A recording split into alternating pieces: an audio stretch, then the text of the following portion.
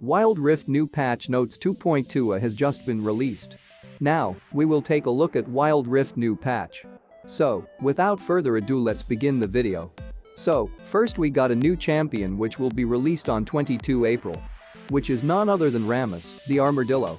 Rammus is idolized by many, dismissed by some, mystifying to all, the curious being Rammus is an enigma. Protected by a spiked shell, he inspires increasingly disparate theories on his origin wherever he goes, from demigod to sacred oracle to a mere beast transformed by magic. Whatever the truth may be, Rammus keeps his own counsel and stops for no one as he roams the Shuriman desert. With pretty much new skins coming every time. This time is also no surprise as we get to take a look at 3 Stargazer skins and 3 other skins. Now these are the skins that are pretty much to be released in this patch event. Stargazer. To celebrate the launch of the debut first to Wild Rift skin line, an in-game event introduces you to the world of the Stargazers. Camille, Twisted Fate and Soraka.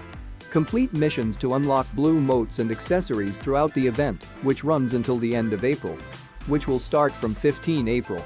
And due to this event we will get new accessories. Which will be Stargazer Endeavor, Stargazer Triumph, Stargazer Pengu and many more. Now, let's look at champion changes. First, it took a bit hit for Alistar. For a tanky supportive champ, Alistar's dealing too much damage, particularly to turrets.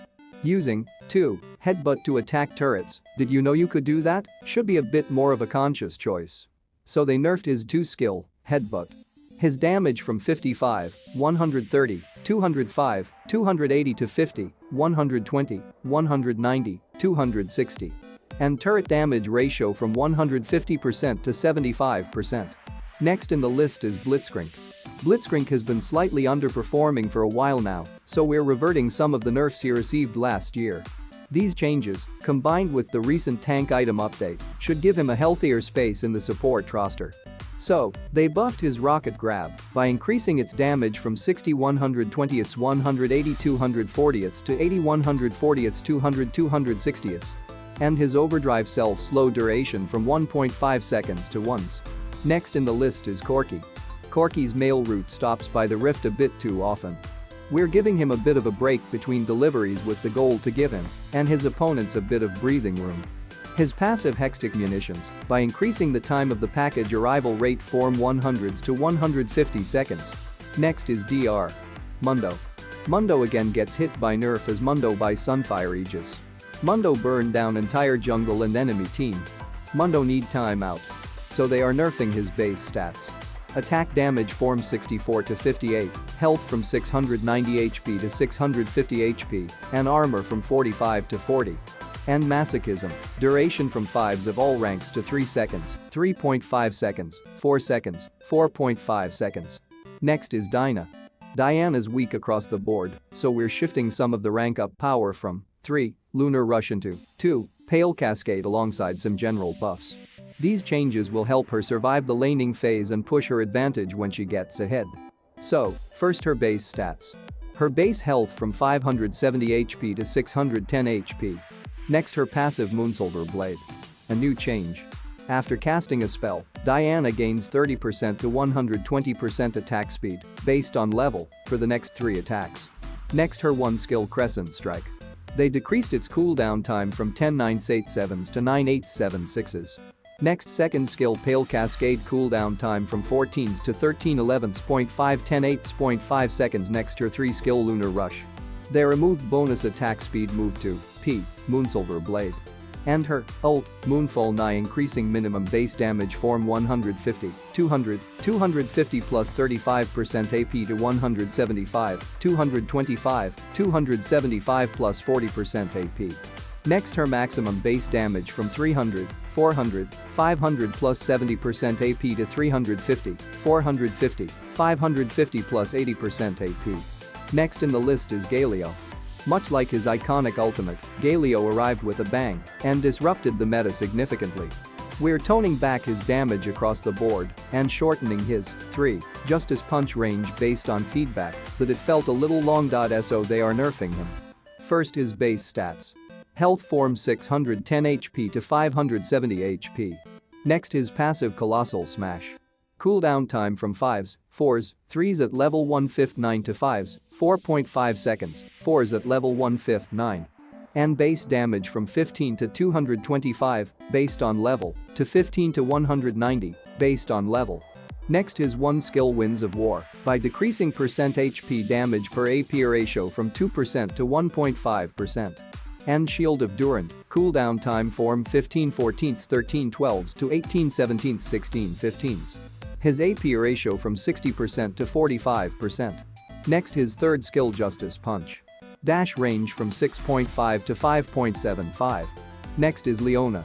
Leona's not quite shining as a crowd-controlling support tank yet, so we're lowering the cooldowns of her core lockdown combo.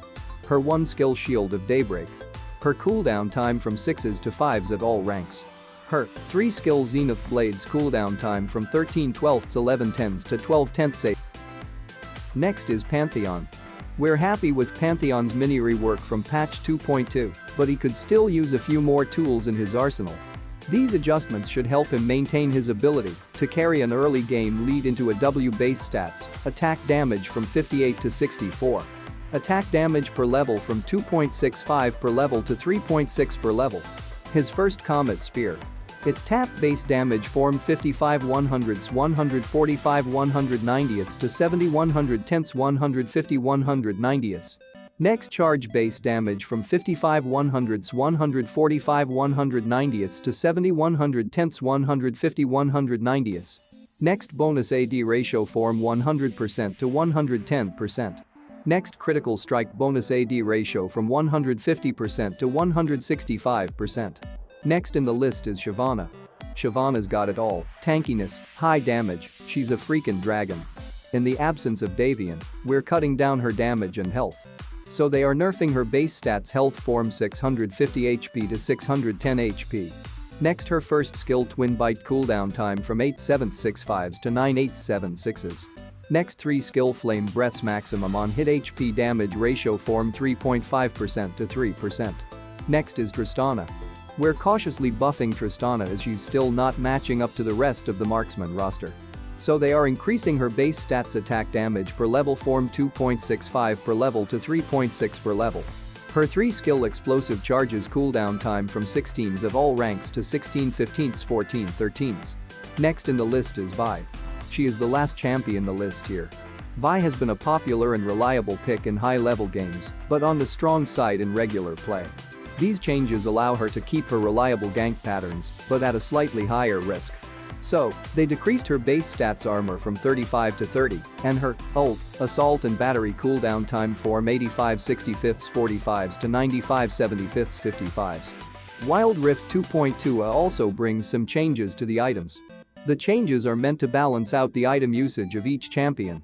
And here are the items that have changed. Infinity Orb, total cost from 2850 grams to 3150 grams. Sunfire Aegis base damage from 16 to 30 to 16 to 25.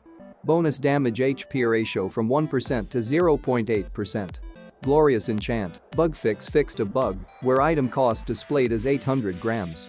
Cost, 500 grams, unchanged. Now we look at game system changes. Since the laning phase is almost non-existent especially in the competitive scene, Riot Games decided to bring some changes along with the 2.2 update. It's expected that with these changes, the game will be more balanced. During the first 4 minutes, previously 3 minutes, solo, Baron, lane and mid lane outer turrets gain 90 bonus armor and magic resist. During the first 4 minutes, previously 3 minutes, all outer turrets gain additional defensive bonuses when multiple enemies are nearby. 2 champions in total, 10 armor and magic resist. 3 champions in total, 100 to 250 armor and magic resist. 4 champions in total, 200 to 300 armor and magic resist. 5 champions in total, 300 to 350 armor and magic resist.